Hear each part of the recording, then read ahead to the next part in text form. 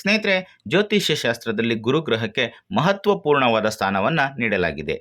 ಈ ದೀಪಾವಳಿ ಹಬ್ಬಕ್ಕೂ ಮೊದಲು ಗುರುವಿನ ಚಲನೆಯಲ್ಲಿ ದೊಡ್ಡ ಬದಲಾವಣೆಯಾಗುತ್ತದೆ. ಗುರುಗ್ರಹವು ತನ್ನ ರಾಶಿಯನ್ನು ಈ ಸಂದರ್ಭದಲ್ಲಿ ಬದಲಾಯಿಸುತ್ತದೆ. ಇದೇ ಅಕ್ಟೋಬರ್ 18ರಂದು ಗುರುಗ್ರಹವು ಮಿಥುನ ರಾಶಿಯಿಂದ ಕಟಕ ರಾಶಿಗೆ ಪ್ರವೇಶವನ್ನು ಮಾಡುತ್ತದೆ.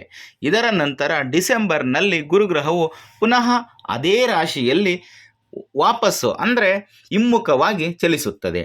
ಗುರುಗ್ರಹವು ಹಣ, ವಿದ್ಯೆ, ವಿವೇಕ, ಧರ್ಮ, ಆಧ್ಯಾತ್ಮ ಇತ್ಯಾದಿಗಳನ್ನು ಪ್ರತಿನಿಧಿಸುವಂತಹ ಗ್ರಹವಾಗಿದೆ. ಹಾಗಾಗಿ ಈ ವರ್ಷದ ದೀಪಾವಳಿಗೂ ಮೊದಲು ಯಾವ ಯಾವ ರಾಶಿಗಳಿಗೆ ಗುರುಗ್ರಹದ ಬದಲಾವಣೆಯಿಂದ ಸಾಕಷ್ಟು ಶುಭ ಫಲಗಳು ಸಿಗ್ತವೆ, ಏನೆಲ್ಲ ಬದಲಾವಣೆಗಳು ಆಗ್ತವೆ, ಏನೆಲ್ಲ ಯೋಗ ದೊರಕುತ್ತೆ ಅನ್ನೋದನ್ನು ಈ ವಿಡಿಯೋದಲ್ಲಿ ತಿಳಿಸ್ಕೊಡ್ತೀನಿ. ಹಾಗಾಗಿ ಈ ವಿಡಿಯೋನ ಎಲ್ಲೂ ಕೂಡ ಸ್ಕಿಪ್ ಮಾಡದೆ ಕೊನೆವರೆಗೂ ನೋಡಿ. ಹಾಗೆ ನೀವೇನಾದರೂ ನಮ್ಮ ಚಾನಲ್ಗೆ ಹೊಸಬರಾಗಿದ್ದರೆ ದಯವಿಟ್ಟು ಈ ಕೂಡಲೇ ಸಬ್ಸ್ಕ್ರೈಬ್ ಮಾಡ್ಕೊಳ್ಳಿ. ಸ್ನೇಹಿತರೆ, ಈಗ ನೋಡೋಣ ಮಿಥುನ ರಾಶಿ.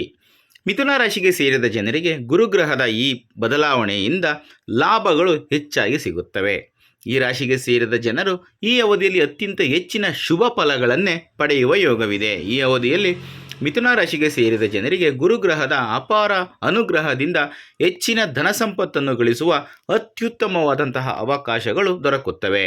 ನೀವು ಬಹಳ ಎಚ್ಚರಿಕೆಯಿಂದ ಕೆಲಸವನ್ನು ಮಾಡುವುದು ಬಹಳ ಉತ್ತಮ. ಈ ಅವಧಿಯಲ್ಲಿ ಪ್ರಯಾಣಿಸದಿರುವುದರಿಂದ ಮಿಥುನ ರಾಶಿಗೆ ಸೇರಿದ ಜನರಿಗೆ ಹೆಚ್ಚಿನ ಲಾಭ ದೊರಕುವ ಯೋಗವಿದೆ.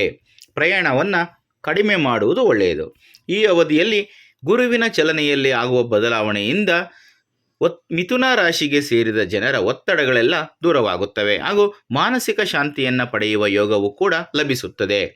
ಗುರುವಿನ ಕೃಪೆ ಮಿಥುನ ರಾಶಿ ಜನರ ಮೇಲೆ ಹೆಚ್ಚಾಗಿ ಇರುತ್ತದೆ. ಅವರ ಕೃಪೆಯಿಂದ ಸುಖ ಸಂತೋಷದಲ್ಲಿ ಏರಿಕೆಯಾಗುತ್ತದೆ. ನೀವು ಈ ಸಂದರ್ಭದಲ್ಲಿ ಆರೋಗ್ಯವಂತರಾಗಿ ಇರುತ್ತೀರಿ. ಈ ಸಮಯದಲ್ಲಿ ನೀವು ಧಾರ್ಮಿಕ ಕಾರ್ಯಗಳಲ್ಲಿ ಹೆಚ್ಚಿನ ಆಸಕ್ತಿಯನ್ನು ಹೊಂದುತ್ತೀರಿ. ಈ ರಾಶಿಗೆ ಸೇರಿದ ವಿದ್ಯಾರ್ಥಿಗಳಿಗೆ ಈ ಸಮಯ ತುಂಬ ಅನುಕೂಲಕರವಾಗಿ ಇರುತ್ತದೆ. ಉದ್ಯೋಗ ಮತ್ತು ವ್ಯಾಪಾರದಲ್ಲಿ ಯಶಸ್ಸನ್ನು ಕಾಣುತ್ತೀರಿ.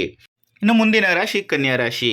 ಕನ್ಯಾ ರಾಶಿಗೆ ಸೇರಿದ ಜನರಿಗೆ ಈ ಅವಧಿಯಲ್ಲಿ ಅದೃಷ್ಟದ ಸಂಪೂರ್ಣ ಬೆಂಬಲ ದೊರಕುತ್ತದೆ. ಹಾಗಾಗಿ ಈ ಸಮಯವು ನಿಮಗೆ ಸಾಕಷ್ಟು ಉತ್ತಮವಾಗಿ ಇರುತ್ತದೆ. ಕನ್ಯಾ ರಾಶಿಗೆ ಸೇರಿದ ಜನರಿಗೆ ಸಂಪತ್ತು, ಆದಾಯ ಇತ್ಯಾದಿಗಳಿಗೆ ಸಂಬಂಧಿಸಿದಂತೆ ಹೆಚ್ಚಿನ ಲಾಭ ದೊರಕುವ ಯೋಗವಿದೆ. ನೀವು ಬಹಳ ಸಮಯದಿಂದ ಹಣವನ್ನು ಕಳೆದುಕೊಂಡಿದ್ದರೆ ಈ ಅವಧಿಯಲ್ಲಿ ಅದು ವಾಪಸ್ಸು ದೊರಕುವ ಯೋಗವಿದೆ. ಈ ಸಮಯದಲ್ಲಿ ಕನ್ಯಾ ರಾಶಿಗೆ ಸೇರಿದ ಜನರಿಗೆ ಹೊಸ ವಾಹನವನ್ನು ಖರೀದಿಸುವ ಯೋಗ ಕೂಡ ಲಭಿಸುತ್ತದೆ. ಇದರೊಂದಿಗೆ ಗುರುಗ್ರಹದ ಅಪಾರ ಅನುಗ್ರಹದಿಂದಾಗಿ ಕನ್ಯಾ ರಾಶಿಗೆ ಸೇರಿದ ಜನರಿಗೆ ಕೆಲಸದ ಸ್ಥಳದಲ್ಲಿ ಪ್ರಗತಿ ದೊರಕುವ ಯೋಗ ಹೆಚ್ಚಾಗಿ ಕಂಡುಬರುತ್ತದೆ. ಇನ್ನು ಮುಂದಿನ ರಾಶಿ ವೃಶ್ಚಿಕ ರಾಶಿ. ಗುರುಗ್ರಹದ ಚಲನೆಯಲ್ಲಿ ಉಂಟಾಗುವ ಬದಲಾವಣೆಯಿಂದಾಗಿ ವೃಶ್ಚಿಕ ರಾಶಿಗೆ ಸೇರಿದ ಜನರು ತಾವು ಅಂದುಕೊಂಡಂತಹ ಉತ್ತಮವಾದ ಫಲಿತಾಂಶಗಳನ್ನೇ ಪಡೆಯುವ ಯೋಗ ಸಿಗುತ್ತದೆ. ಈ ಮೊದಲೇ ನೀವು ನಷ್ಟವನ್ನು ಹೊಂದಿದ್ದರೆ ಅದೇ ಜಾಗದಲ್ಲಿ ಈ ಸಮಯದಲ್ಲಿ ವೃಶ್ಚಿಕ ರಾಶಿಗೆ ಸೇರಿದ ಜನರಿಗೆ ಅಪಾರವಾದ ಲಾಭ ದೊರಕುವ ಸಂಭವವಿದೆ. ಅಂದರೆ ನಾವು ಎಲ್ಲಿ ಬೀಳ್ತೀವೋ ಅಲ್ಲೇ ಎದ್ದು ನಿಲ್ಲಬೇಕು ಅಂತ ಏನು ಹೇಳ್ತಾರೋ ಅದೇ ರೀತಿ ನೀವು ಎಲ್ಲಿ ನಷ್ಟವನ್ನು ಅನುಭವಿಸಿರ್ತೀರೋ ಅದೇ ಜಾಗದಲ್ಲಿ ನಿಮಗೆ ಲಾಭ ಸಿಗುವ ಸಾಧ್ಯತೆ ಜಾಸ್ತಿ ಇದೆ. ಹಾಗೆ ವೃಶ್ಚಿಕ ರಾಶಿಗೆ ಸೇರಿದ ಜನರು ಗುರುಗ್ರಹದ ಅನುಗ್ರಹದಿಂದಾಗಿ ಮಕ್ಕಳಿಗೆ ಸಂಬಂಧಿಸಿದಂತೆ ಶುಭ ಸುದ್ದಿಯನ್ನು ಪಡೆಯುವ ಯೋಗವು ಕೂಡ ಲಭಿಸುತ್ತದೆ. ಗುರುವಿನ ಕೃಪೆಯಿಂದ ನಿಮ್ಮ ಅದೃಷ್ಟದಲ್ಲಿ ಏರಿಕೆಯಾಗುತ್ತದೆ. ನಿಮ್ಮ ಸ್ಥಾನ ಮಹತ್ವದಲ್ಲಿ ಬಹಳಷ್ಟು ವೃದ್ಧಿಯಾಗುತ್ತದೆ. ಸರ್ಕಾರಿ ಕ್ಷೇತ್ರದಲ್ಲಿ ನೀವು ಗೌರವಕ್ಕೆ ಪಾತ್ರರಾಗಬಹುದು. ಈ ಅವಧಿಯಲ್ಲಿ ನೀವು ಹೆಚ್ಚು ಲಾಭವನ್ನು ಗಳಿಸುವ ಯೋಜನೆಗಳಲ್ಲಿ ಹೂಡಿಕೆಯನ್ನು ಮಾಡುತ್ತೀರಿ, ಅದು ಒಳ್ಳೆಯದು. ಕುಟುಂಬದಲ್ಲಿ ಸಂತೋಷದ ವಾತಾವರಣ ನಿರ್ಮಾಣವಾಗುತ್ತದೆ. ವ್ಯಾಪಾರ ಅಥವಾ ಹೂಡಿಕೆಯಿಂದ ನಿಮಗೆ ಬಹಳಷ್ಟು ಲಾಭವಾಗುತ್ತದೆ. ಇನ್ನು ಮುಂದಿನ ರಾಶಿ ಮಕರ ರಾಶಿ. ಮಕರ ರಾಶಿಗೆ ಸೇರಿದ ಜನರಿಗೆ ಗುರುವಿನ ಈ ರಾಶಿ ಬದಲಾವಣೆಯ ಸಂದರ್ಭದಲ್ಲಿ ಅತ್ಯುತ್ತಮವಾದ ಅವಕಾಶಗಳ ಪ್ರಾಪ್ತಿಯಾಗುವ ಯೋಗವಿದೆ. ಜೊತೆಗೆ ಈ ಸಂದರ್ಭದಲ್ಲಿ ಧನಲಾಭಕ್ಕಾಗಿ ಅತ್ಯುತ್ತಮವಾದ ಅವಕಾಶಗಳು ದೊರಕುವುದರಿಂದ ಜೀವನದಲ್ಲಿ ಮುಂದೆ ಸಾಗಲು ಸಾಧ್ಯವಾಗುತ್ತದೆ. ಹಾಗೆ ಈ ಮಕರ ರಾಶಿಗೆ ಸೇರಿದ ಜನರು ಗುರುವಿನ ಈ ಚಲನೆಯಿಂದ ಸಾಕಷ್ಟು ಶುಭ ಫಲಗಳನ್ನು ಪಡೆಯುವ ಯೋಗ ದೊರಕುತ್ತದೆ. ಮಕರ ರಾಶಿಗೆ ಸೇರಿದ ಜನರು ಒಂದು ಕ್ಷೇತ್ರದಲ್ಲಿ ಮಾತ್ರವಲ್ಲದೆ ಅನೇಕ ಕ್ಷೇತ್ರಗಳಿಂದ ಧನ ಸಂಪತ್ತನ್ನು ಗಳಿಸುವ ಯೋಗವನ್ನು ಪಡೆದುಕೊಳ್ತಾರೆ. ಇನ್ನು ಮುಂದಿನ ರಾಶಿ ಮೀನರಾಶಿ. ಮೀನರಾಶಿಗೆ ಸೇರಿದ ಜನರಿಗೆ ಈ ಸಮಯವು ಬಹಳ ಉತ್ತಮವಾಗಿರುತ್ತದೆ. ನೀವು ಬಹಳ ಸಮಯದಿಂದ ಹಣಕಾಸಿಗೆ ಸಂಬಂಧಿಸಿದಂತೆ ಸಂಕಷ್ಟವನ್ನು ಎದುರಿಸುತ್ತಿದ್ದರೆ ಈ ಅವಧಿಯಲ್ಲಿ ನಿಮ್ಮ ಸಂಕಷ್ಟಗಳೆಲ್ಲವೂ ದೂರವಾಗುತ್ತವೆ. ಜೊತೆಗೆ ಕೆಲಸವನ್ನು ಮಾಡುವ ಮೀನರಾಶಿಗೆ ಸೇರಿದ ಜನರಿಗೆ ಅಪಾರವಾದ ಯಶಸ್ಸು ದೊರಕುವ ಸಾಧ್ಯತೆ ಹೆಚ್ಚಾಗಿ ಕಂಡುಬರುತ್ತದೆ.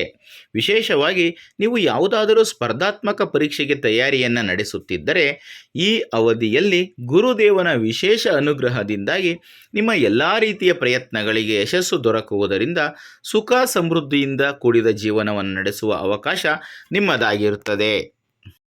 ಸ್ನೇಹಿತರೆ, ಇದಿಷ್ಟು ಗುರುಗ್ರಹದ ರಾಶಿ ಬದಲಾವಣೆಯಿಂದ ಯಾವ ಯಾವ ರಾಶಿಗಳಿಗೆ ಏನೆಲ್ಲ ಶುಭ ಫಲಗಳು ಸಿಗ್ತವೆ, ಯಾವ ಯಾವ ರಾಶಿಯವರು ಯಾವ ಸಂದರ್ಭದಲ್ಲಿ ಎಚ್ಚರಿಕೆಯಿಂದ ಇರಬೇಕಾಗುತ್ತದೆ ಅನ್ನೋದಕ್ಕೆ ಸಂಬಂಧಪಟ್ಟಂತಹ ಮಾಹಿತಿ. ಈ ಮಾಹಿತಿಯನ್ನು ನಿಮಗೆ ತಿಳಿಸ್ಕೊಡ್ತಾ ಇದ್ದೀನಿ. ಈ ಮಾಹಿತಿ ನಿಮಗೆ ಇಷ್ಟ ಆದರೆ ಈ ವಿಡಿಯೋಗೆ ಒಂದು ಲೈಕ್ ಕೊಡೋದನ್ನೇ ಯಾವುದೇ ಕಾರಣಕ್ಕೂ ಮರಿಬೇಡಿ. ಇಂಥದ್ದೇ ಮತ್ತಷ್ಟು ಮಾಹಿತಿಗಳಿಗಾಗಿ ನಮ್ಮ ಚಾನಲನ್ನು ಸಬ್ಸ್ಕ್ರೈಬ್ ಮಾಡಿಕೊಂಡು ಪ್ರತಿನಿತ್ಯ ನೋಡ್ತಾ ಇರಿ. ಮತ್ತೊಂದು ಹೊಸ ಮಾಹಿತಿಯೊಂದಿಗೆ ಮುಂದಿನ ವಿಡಿಯೋದಲ್ಲಿ ಸಿಗ್ತೀನಿ. ಅಲ್ಲಿಯವರೆಗೂ ತಪ್ಪದೆ ಎಲ್ಲರೂ ಈ ವಿಡಿಯೋನ ನೋಡ್ತಾ ಇರಿ. ಎಲ್ರಿಗೂ ಕೂಡ ಒಳ್ಳೆಯದಾಗಲಿ. ಧನ್ಯವಾದಗಳು.